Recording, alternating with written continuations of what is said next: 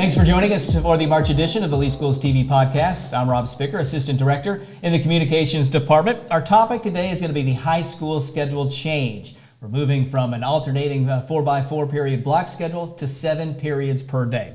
Our guests are the Chief Academic Officer, Dr. Jeff Spiro, and the Director of High School Curriculum, Candace Allevato. So thank you both for joining us to talk about this subject.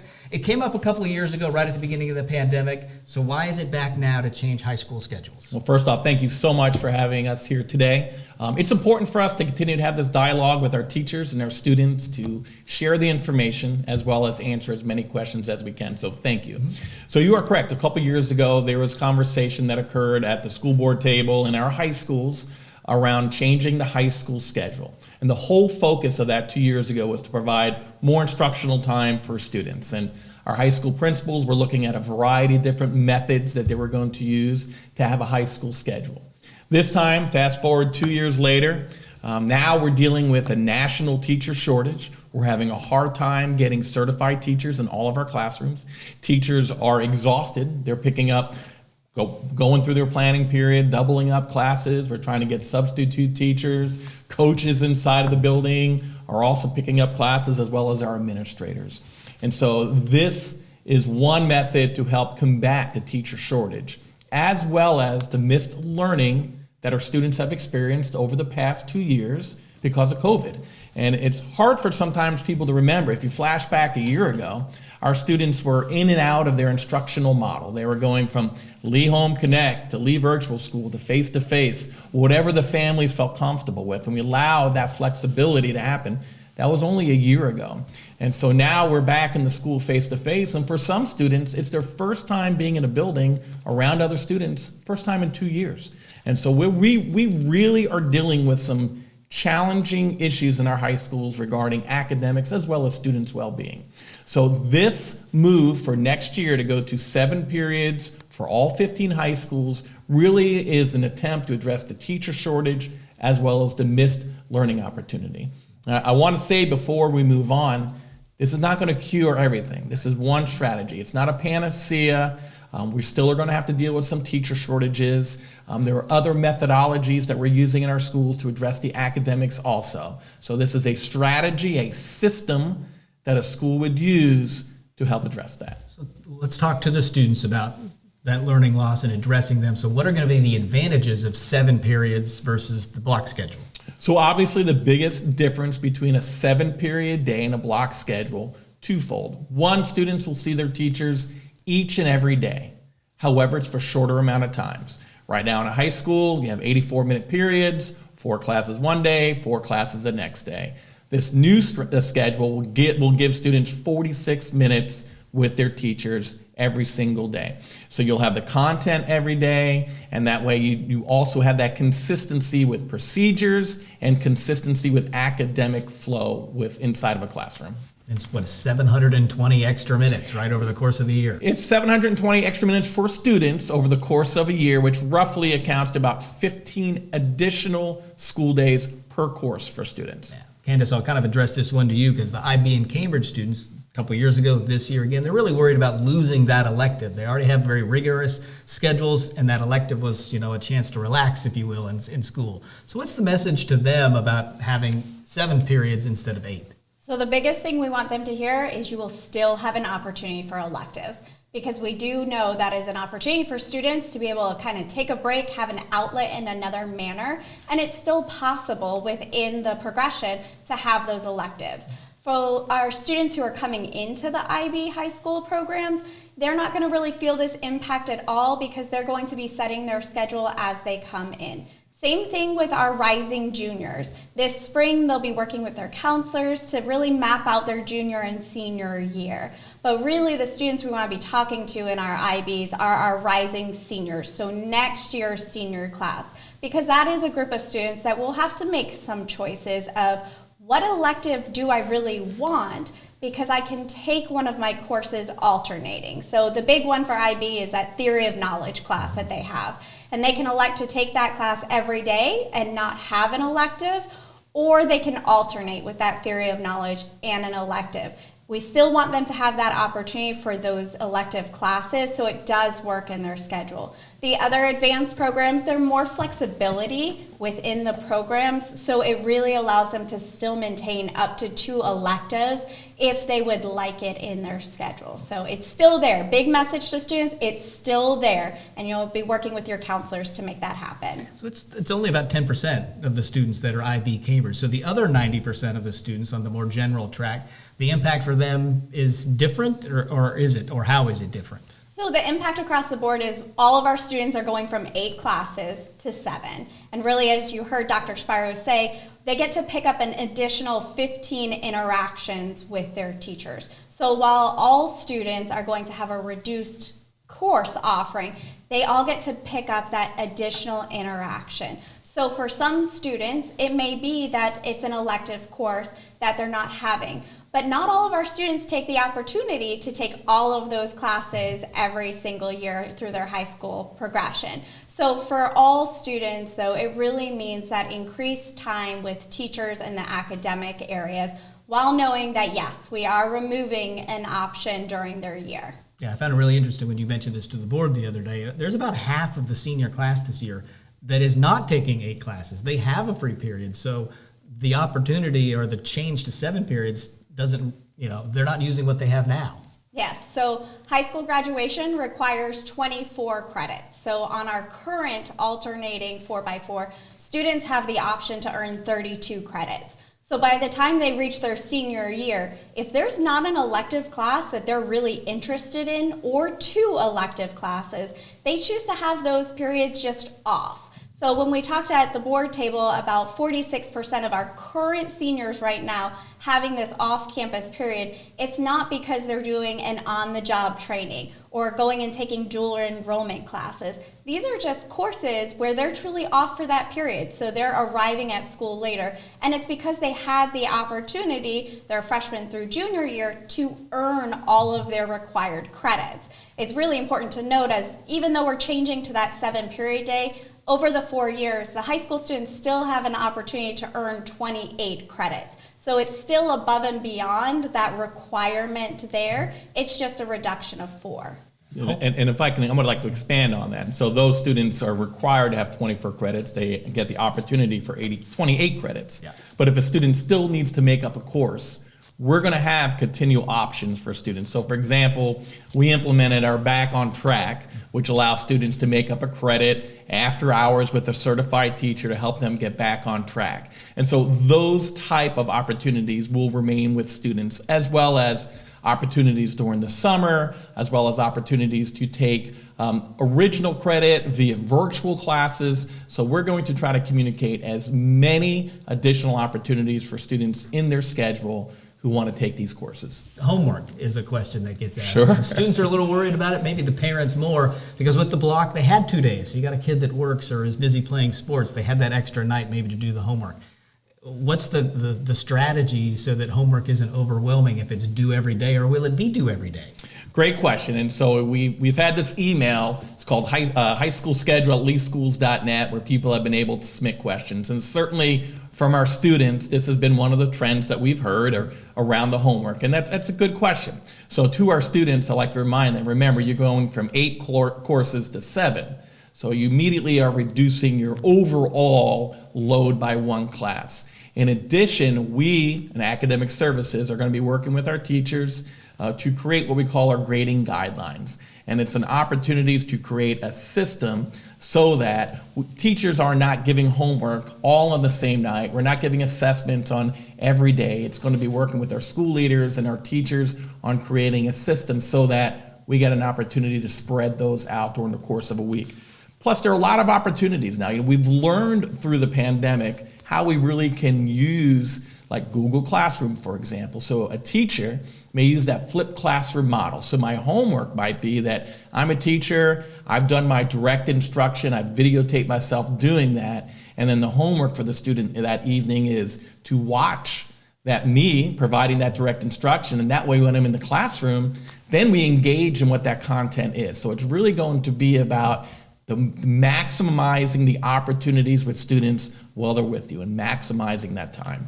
So very strategic, almost like, that's interesting that you can kind of flip the instruction. Watch my short video at home and come back in class the next day and we'll really dive into it. 100%. I don't know if Candace, you want to talk a little bit more about that. As I say, it really aligns with some of those best practices too. Think about, we implemented Connect with Lee when we went on the pandemic because families were saying, it's been a long time since I've done this type of homework and perfect practice. So by implementing something that Dr. Spiro is talking about where they're watching that video, it allows them to then do the application piece with the teacher there. So really building upon some of those best practices, but we're working with teachers in schools of what does that look like? Because really when we're talking about homework, that's a direct area that we can help control and support. That way students don't feel like it's one more thing, but instead it becomes a meaningful activity to support what's happening inside their classrooms. And I'll say, well, I'm a former high school principal, and I worked at a variety of different schools, and teachers are always cognizant about students having that high school experience. We want students actively engaged in clubs and athletics, participating in their community, and teachers are keenly aware of that. And so teachers oftentimes get the pulse of their class, and they can understand where the level of anxiety, where that is with their students, and make those adjustments. Teacher judgment is strong. Good, good. All right, I know you don't have a crystal ball, but let's look ahead at the end of the next school year. Do you see this having a real impact on student achievement? Well, certainly, again, we began this by saying it's one strategy. A master schedule is a system inside of your school to create opportunities for learning for students. So we would not be doing this if we didn't think it would have a positive impact on learning for students. So yes, our hope and our goal for our students and our teachers is that they embrace the 7-period day. We're going to be providing professional development for teachers to prepare for this as well. And ultimately, at the end of the day, that our students who are behind get caught up, and our students who are already there, we get the opportunity to expand their learning opportunities by the teaching and learning that happens in the classroom each and every day with our teachers. Yeah, let's talk about teachers. Sure. They're very voicing their concerns. The union has as well about losing some planning time. So how do you address that with the teachers? By being real, yes. They're overall, teachers right now have 4 periods a day, 84 minutes. They teach 3 periods, and then they get an 84-minute planning period. So they're not going to have 84-minute planning period every day. They will have a 46-minute planning period every day. So yes, that's a change that's hard, and change is hard. So I hear their concerns. We hear their concerns. Human Resources hears their concerns. Certainly our superintendent hears their concerns as well. So that is, we talked about this scheduling. It's not perfect. There's give and take. The give of this is you get to see your students every day. The take of this, students lose the opportunity for one extra class.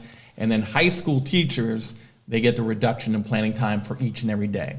Now, it does put our high school teachers more on the level playing field with our middle school and our elementary teachers for the amount of planning time that they have also. But it is hard. It is hard. They're not going to dodge that one. It's going to be different for them. It's going to be a challenge. 100%. Yeah. All right. Teachers are also somewhat worried because there will be fewer positions needed, that some of them could lose a job. Is that possible? We need teachers. So though, yes, moving to a 7-period day will reduce the number of certified teachers needed, we also have vacancies. We've had principals who haven't even advertised all of the vacancies that they've had available to them because they knew they weren't going to get teachers. And so we do not anticipate a single teacher losing their position. We need teachers, and I can't say that loud enough. We need them because we need to fill all of our classrooms with a certified teacher. That's one of our goals, is to fill every single classroom with a certified teacher. In a utopian world, that would happen. But the reality is we believe we're still going to have shortages because we have hundreds of openings every summer. So maybe Candace, direct this to you. Speaking of the teachers, there will be professional development opportunities for them to learn how to best use their class time, how to adjust to 7 schedules. Can you talk about those for them? Absolutely. This is where the work really excites us, of bringing teachers in to do this work together. So starting in the spring, bringing back teacher workforces for each of the content areas to really map out, okay, how do we need to adjust our pacing that we have? And inside that pacing, as Dr. Spiro talked about, those 46 minutes is, what does 46 minutes look like with students? That way, when teachers are planning, things are mapped out really well for them. So building upon that then moves into summer and really doing training and professional development with teachers and our professional development team of how do you maximize that instructional time? What does engagement look like? Because you only have those 46 minutes. So transitions are key. No longer having students of, hey, I'm going to get the Chromebook out and sit and turn to my neighbor for a moment. It's going to be moving those systems in pace because there's many teachers in our district that have only ever taught on the block. We've been in the block for a decade and that's what they know. So making that shift back to how do I utilize every single minute, but really engaging teachers in that work. Because so many of our teachers in the district, though, are talented and were with us during 7 periods that we have lessons learned. And across the state, as we onboard teachers, other districts, many districts utilize the 7-period day. So really capitalizing on that. Because what it looks like for the biology teacher is not the same as it looks for the language arts teacher. Those are very different pieces, and it'll be important that we work with our individual subject areas to lay out those best practices. So what's going to happen next? I imagine the high schools are going to be very busy this spring putting this in place. Well, let me talk a little bit about the work that happens before the students even get involved in this. So our assistant principals for curriculum, they are now going to begin to build that framework. And so it's going to be a challenging schedule to build because in high school we have our academies, we have arts programs. And so those type of courses, they'll begin with those specialty courses, start with those, and then they'll work their way backwards to make sure that we maximize opportunities for students. Once that schedule that is built, that framework, then they'll begin the process of doing course registrations with our students. And I'll let Candace talk a little bit about maybe what that timeline looks like. Yeah, if I'm a student, when do I get to pick classes? I'm sure they want to know. So we're going to be looking a little later in the spring. So at the end of March, we're going to have the opportunity to work with those assistant principals of curriculum. And like Dr. Spiro said, it's going to be so important that we sit with each individual high school and go, how do I place all of my singleton courses? So it won't be probably until later April where students are going to start engaging in that. Now, some students may already be thinking about their courses because we do talk programs, but official course registration will happen later in the spring. So, and I get the idea talking to you that it's going to be really important for the students to work with the counselors and the school staff to make sure they're maximizing the schedule if they have questions or concerns about what should I take or not take.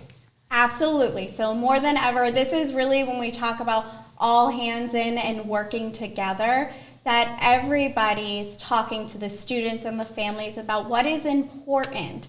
And that only can happen after the actual master schedule is built, but really helping direct students in what is it you want to do during your high school career? Where do you see yourself long term? And that's where it's great that we're able to work across departments and divisions to make sure that really happens. So students will be actively engaged with their counselors and their assistant principals of curriculum to make sure they understand, hey, no longer I'll just put a PE class in there because it sounds like a good class, but is that really what you want to do? Like, what is it you want to get out of your 4 years that you have? And let's align those classes. Find a class that interests you, not just that fills the schedule. Any last thoughts, words? I do. I want to reiterate. We know change is hard. This is not a panacea. This is not going to fix all the teacher shortages. It's going to help address the missed learning. So there's going to be a lot of work that still has to go into this to make sure that we maximize opportunities for students. And what will be different inside of a schoolhouse as well is going to be transitions. And so you'll see more movement in the hallways.